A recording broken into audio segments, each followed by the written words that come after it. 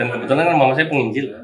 Oh, penginjil Mama juga. ada penginjil, saya juga penginjil. Saya udah sekolah udah 2 tahun sekolah di sekolahan di International Student of Bible Society di Jakarta Barat. Saya tuh lahir Kristen, besar Kristen kan.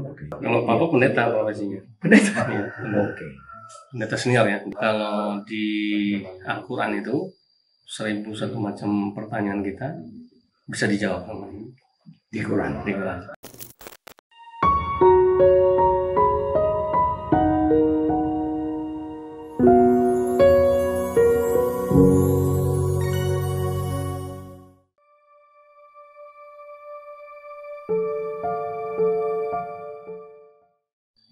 Antum kan pimpinan penolak Al-Hadid.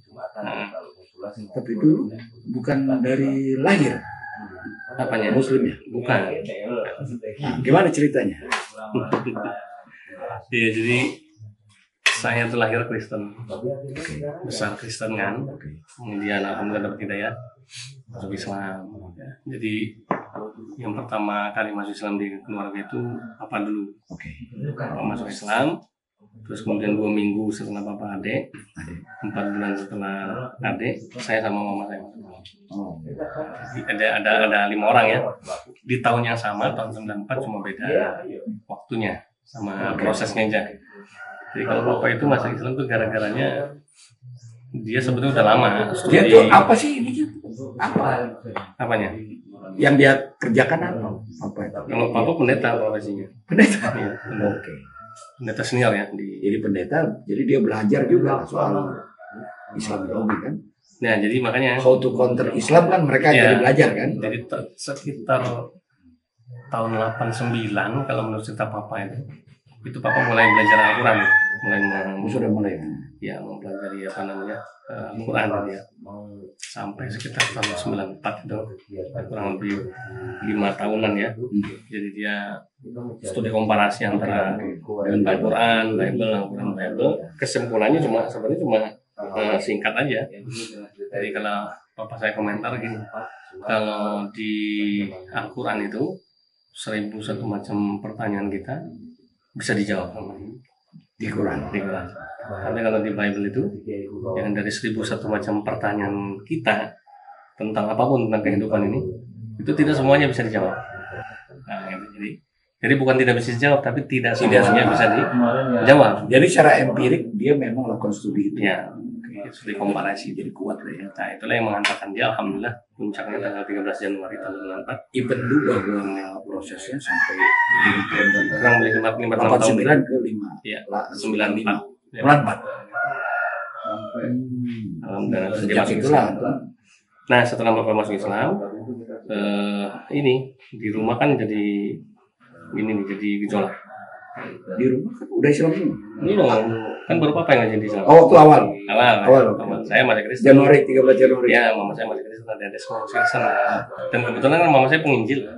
Oh, penginjil Mama juga. ada penginjil, saya juga penginjil. Saya udah sekolah udah 2 tahun sekolah di sekolahan di International Student of Bible Society di Jakarta Barat. Waktu itu. Ya, di sekolah pelajar-pelajar Alkitab Iya. internasional. Nah, ada sekolahnya. Ada. Jadi saya udah biasa khotbah di gereja, udah bisa Iya. menginjil kemana-mana. Gitu. Makanya begitu bapak masuk Islam kan otomatis ada gejolak nih di rumah. Nah, ketika lagi ramai-ramai, justru mah 2 minggu kemudian adik saya ikut masuk Islam. Yang perempuan. Alasan mereka melihat perubahan sama papa dalam waktu 2 minggu saja jadi Islam sudah berubah total. Papa saya kan Manado. Jadi papa saya Manado, campur Belanda. Jadi kakek saya itu namanya William Johannes Forse. Nah, kemudian Penginjil pula mungkin. ya tentara Belanda plus misionaris. Oh, Ya. Nah, nenek saya itu orang asli Halmahera Utara di Morotai aslinya. Morotai. Iya. Seberang atau belok? Ya. Saya tahu. Nah, itu di situ. Jadi dia dukun Kristen terkenal gitu. Namanya Nelly Tambayong sebetulnya. Oh, Tambayong. Kenapa namanya Tambayong? Nah, terus dukun Kristen itu terkenal. Nah, dari situ semakin ini kan kita ini dari keluarga Kristen yang kuat. Kebetulan mama saya Cina Jakarta. Ya, kakek penginjil ya kan Cina Jakarta. Kebetulan kakek saya dari mama itu komposer lagu gereja buat Belanda. Komposer Ya, namanya Li Kim Sui namanya. Kalau nama saya Li Tianmiao namanya. Nama Cinanya, tapi kan Lim. ya Li. Kalau orang Cina dulu zaman Pak Harto kan nggak boleh pakai nama Cina. Nama KTP-nya Richard ini. Nah itu, begitu gejolak terjadi, ada yang masuk Islam karena perubahan sikap yang luar biasa setelah mereka masuk Islam. Otomatis saya sama mama saya semakin dijauhin dengan harapan jangan ketularan kan. Nah, tapi di situ muncul penasaran. Berdebatlah kita tentang Islam Kristen kan. Selama 4 bulan debat tentang Islam Kristen, bla bla dari A sampai Z. Kesimpulannya mana? Kita yang tertarik masuk Islam, mengikuti papa. Sudah akhirnya masuk Islam tanggal 1 Mei 1994, mama sama saya ikut. Jadi bulan Mei itu semuanya resmi masuk Islam. Satu rumah udah Islam. Sudah Islam semua.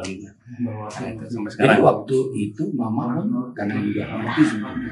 Iya, jadi mama karena saya sama mama kan lebih dekat. Tapi mama ikut diskusi juga. Ikut bareng, jadi kita bertiga. Saya sama mama saya nih join. Lawan papa. Gitu. Itulah alhamdulillah 1 Mei 19 saya masuk Islam, mama saya masuk Islam, semuanya udah resmi Islam.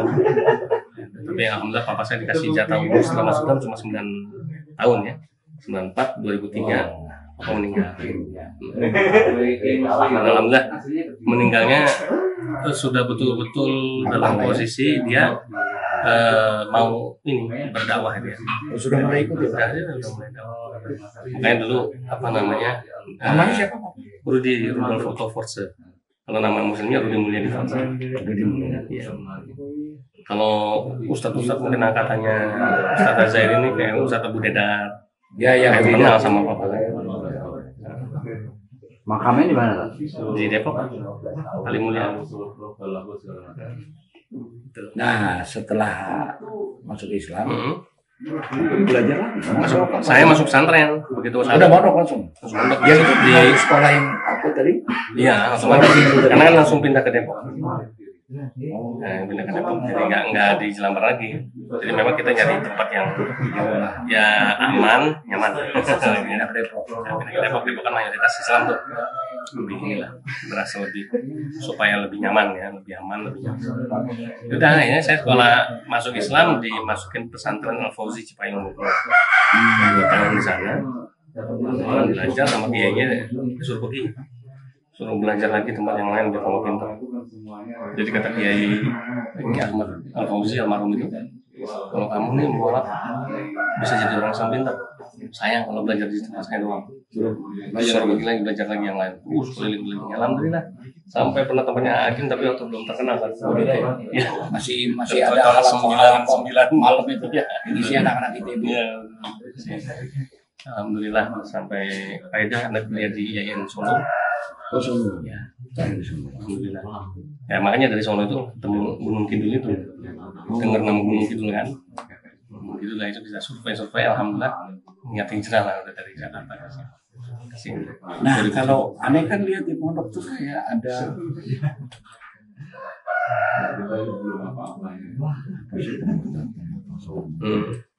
idenya gimana ya? Ya memang saya pindah ke Gunung Kidul itu dulu itu saya pernah dengar ada seminar Kristen dari Rehoboth Ministry.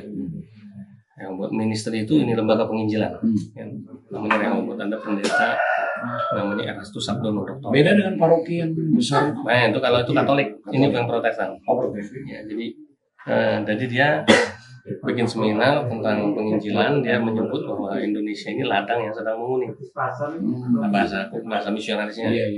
Nah, kemudian dia kan kalau di misionaris itu ada mapping dakwah kalau kita kalau dia namanya mapping misi namanya. Nah itu termasuk salah satunya Gunung Kidul lah yang disebut ladang yang sedang menguning itu. Gunung Kidul saya ada orang susah keringan segala macam kan, orang miskin di sana. Keringan air dan keringan dakwah. Ya betul. Terus kemudian nggak lebih banyak pastor dan pendetanya daripada ustadznya. Itulah sebabnya tadi ada cerita pernah datang ke BKS di Badan Kerjasama Gereja Segunung Kidul, minta data. Mana daftar pendeta pada Segunung Kidul? Bener nggak kan? Bener ternyata. Memang banyak. Kalau sekarang sih pesantren dari mana-mana. Belum ada ya. Dulu masih dikit banget. Akhirnya alhamdulillah setelah mantap ya udah kayaknya hijrah langsung ke pesantren dengan niat memang untuk dakwah imunisasi akidah. Itu intinya begitu sampai. Jadi supaya orang belum itu nggak gampang dimurtadin lah ya. Yang lebih kuat akidah. Jadi salah satu hambatan di jalannya ya ini nih. Nah ini salah satu.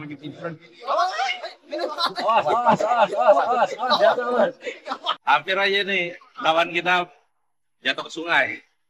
Jadi memang salah satu hambatan kita itu kalau masuk ke pedalaman ya seperti ini salah satunya. Belum lagi kayu-kayu itu pada muncul dari dasar sungai. Jadi memang perlu kehati-hatian dan tingkat risikonya juga tinggi, besar ya.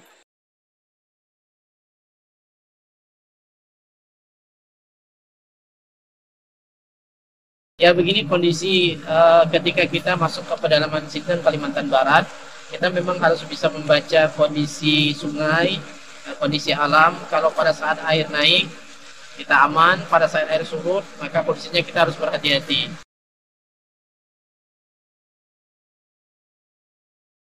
Pada siang hari ini kita akan berangkat menuju Desa Mentatai. Dalam perjalanan insya Allah bisa ditempuh nanti bersama dengan tim kurang lebih 6-7 jam. Pada malam hari nanti kita akan bertemu dengan warga umat Islam yang ada di pedalaman Desa Mentatai.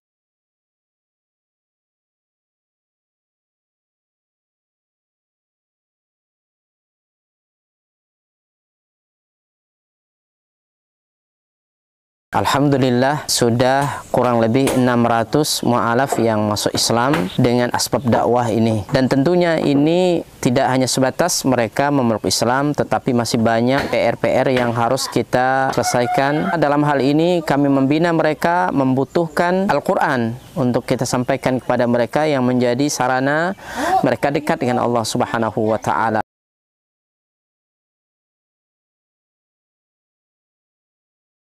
Kami berharap dan mengharapkan bantuan dari seluruh kaum muslimin untuk mensupport dakwah ini dengan berwakaf Al-Quran di Badan Wakaf Al-Quran.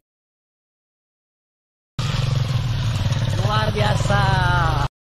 Kaum muslimin yang dicintai oleh Allah Subhanahu wa Ta'ala, perlu kita ketahui bahwa pondok ini sangat dibutuhkan karena memang di sini sangat minim akan bahkan mungkin bukan lagi dikatakan minim, memang tidak ada lembaga semacam pondok pesantren yang berdiri di Desa Nangatempunak ini. Yang kedua adalah kerusakan akidah ya, jadi di sini jika tidak ada pesantren ini rusaknya luar biasa. Apalagi memang pemurtatan sangat kuat di Desa Nangatempunak ini. Jadi memang misionaris itu masuk kemari itu dengan materi yang kuat ya, dengan iming-iming yang kuat. Dengan adanya pondok pesantren ini mengkader anak-anak para mu'alaf ya dari suku Dayak yang berasal dari pedalaman ini sangat mudah. Jika mereka sudah belajar agama, kemudian mereka sudah paham dengan agama dan mereka sudah hafal Quran, mereka akan kita kembalikan ke kampung-kampung mereka.